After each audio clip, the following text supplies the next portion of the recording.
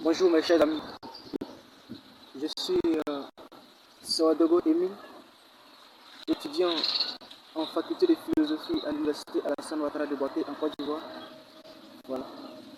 J'ai pensé et créé une page YouTube pour apprendre avec mes amis ceux qui aiment la philosophie. Alors, je vais vous inviter tout d'abord à vous abonner à ma page YouTube, une façon de m'encourager, et aussi de liker la vidéo, de la partager et de laisser un mot en commentaire comme critique pour me soutenir. Alors aujourd'hui nous allons parler des grandes périodes de l'histoire de la philosophie, partant de l'Antiquité grecque bien sûr, où la philosophie est née, jusqu'à l'époque contemporaine, c'est-à-dire de nos jours. Alors je vous invite encore à vous abonner à ma page YouTube. Alors mes amis, avant de commencer de vous dire que la philosophie de l'Antiquité à nos jours a traversé 6 grandes périodes qui sont l'Antiquité elle-même. Après, on a le Moyen-Âge, appelé encore la période médiévale, la scolastique. Ensuite, nous avons la Renaissance et tombons sur la période moderne jusqu'à la période contemporaine, au siècle des Lumières, à la période des Lumières, au siècle des Lumières. Et maintenant, terminons par l'époque contemporaine où nous jouons. Alors mes amis, nous allons commencer à énumérer ces différentes périodes. Et sachez bien que chaque période est dominée par une pensée philosophique. Chaque période de l'histoire de la philosophie est dominée par un penseur. D'abord, nous commençons dans l'Antiquité, où apparaissent, nous sommes en moins 6 avant Jésus-Christ, au 6e siècle avant Jésus-Christ, aussi, où apparaissent ces deux penseurs, du nom de Homère et Hésiode. Ils apparaissent en poètes. Et après eux apparaissent les premiers philosophes, à savoir Thalès, Pythagore de Samos, Héraclite, Démocrite et bien d'autres. Voilà. En fait, le rôle de ces philosophes était de lutter contre les mythes. Voilà. Nous voyons Thalès qui dit que la nature est faite d'eau, est faite de plus d'eau, que le monde est créé à 70% d'eau. C'est pourquoi nous voyons la l'humidité, il pleut à chaque fois, il pleut. Voilà.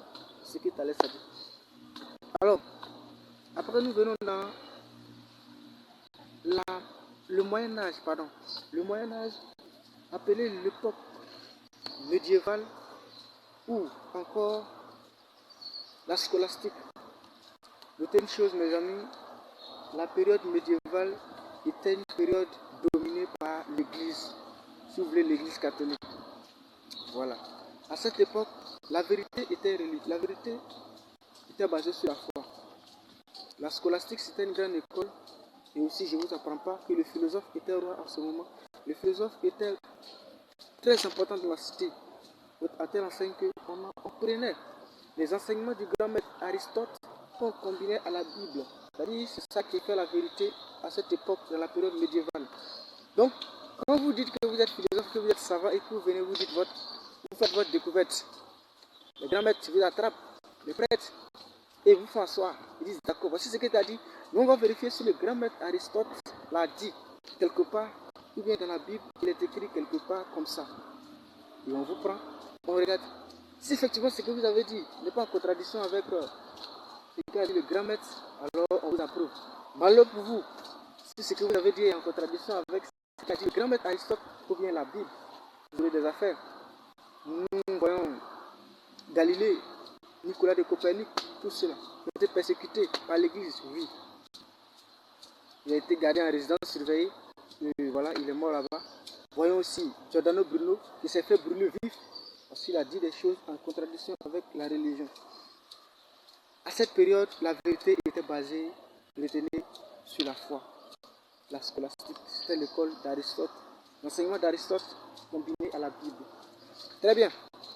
Mes chers amis, venons à la Renaissance, où la vérité, où la philosophie qui dominait, c'était la philosophie machiavélique. C'est la philosophie de Nicolas Machiavel qui dominait à cette époque-là. Alors mes frères, la Renaissance, c'est du 15e siècle au 16e. La Renaissance, ça va durer que 1 an. Du 15e siècle au 16e. Oui. Après Jésus-Christ, bien sûr. À cette époque, oui, comme je l'ai dit, voilà. La Renaissance, oui, du 15e siècle au 16e siècle. Maintenant, nous venons au temps moderne.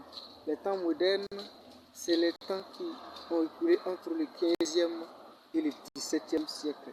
Ça, c'est le temps moderne, dominé par le rationalisme cartésien.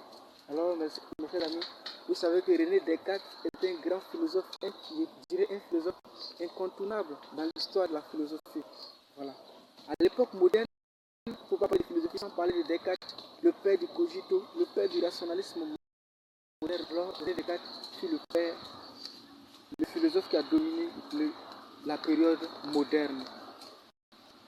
Alors, mes chers amis, venons au siècle des Lumières, au XVIIIe siècle. Nous sommes au XVIIIe siècle. qui est le siècle, qui est déclaré comme le siècle des Lumières. Pourquoi le siècle des Lumières? Parce que c'est au XVIIIe siècle que toutes les autres sciences vont s'émanciper de la philosophie, vont montrer l'ingratitude, si je peux le dire ainsi. Ils vont s'émanciper de la philosophie. C'est au XVIIIe siècle que nous avons eu les inventions techniques, les inventions scientifiques, et aussi tout autre des progrès techniques. Tout se passe au XVIIIe siècle. C'est pourquoi le XVIIIe siècle est considéré comme le siècle des Lumières. De là, nous venons maintenant du XIXe siècle à nos jours. On va appeler l'époque contemporaine. C'est la philosophie classique. La philosophie classique. La philosophie classique. La philosophie classique. Alors, chers amis, merci de m'avoir suivi. Et je vous demande beaucoup en commentaire de me porter des jugements et des critiques dans l'optique de me faire avancer. Je vous aime. Bye bye.